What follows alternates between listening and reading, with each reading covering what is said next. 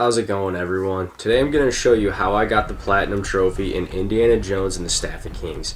This game is an old PS2 game that came out in 2009 that got remade for the PS4 and the PS5. I remember wanting this game really bad as a kid, so I'm glad I finally got the opportunity to play it now. First trophy I got was in Sudan, and it was for collecting all the artifacts.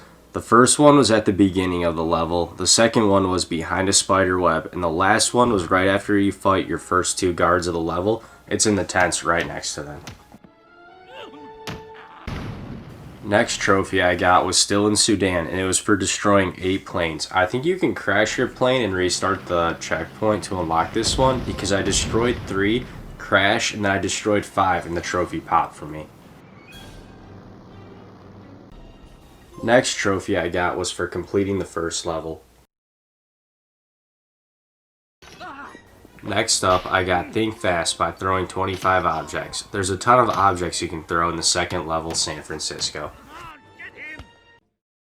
Next trophy was a story trophy, and it was just for completing the second level. Next trophy is for completing a level with big heads activated. You activate it in the extras menu. For me, this trophy popped after defeating a single enemy at the beginning of a level. Next up, I went back to San Francisco to get my last few artifacts. Since they unlock in order in the journal, if you keep track every time you get an artifact, you can see if you missed one. Also, when you replay missions, you can start at any checkpoint, so you can start at the rough area you think the artifact is in. You can also quit the level right after picking them up. Next trophy is for opening the old Jaguar pits to show the Jaguar skeleton. You do this in Panama right after running from the giant boulder. It will be a button on your right when you enter this room. Next trophy I got was for completing level 3, Panama. Next, I replayed the sections of Panama I knew I needed to search for my remaining artifacts.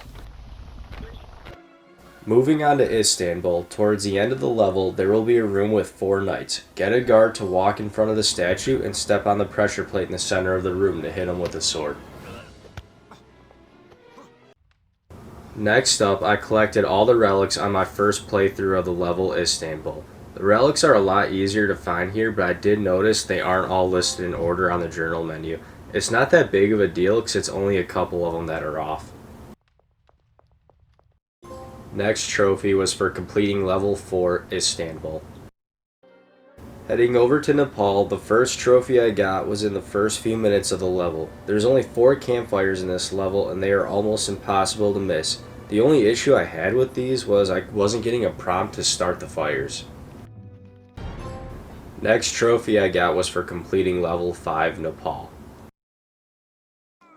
Next up, I went back to find my missing artifact. I missed the one in the very first few minutes of the level. It's hidden behind an ice wall.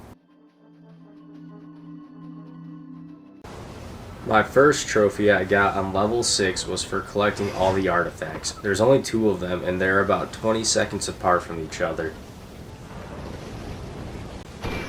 Last story trophy I got was for beating level 6, which is the last level. Next up, I went back and replayed the last checkpoint of the last level to defeat Magnus without taking any damage. This isn't too bad to do because you can use the rewind or the saving feature when you hit the options button. Last trophy I got was for viewing all the fortunes in the concept art after collecting all of them throughout the levels.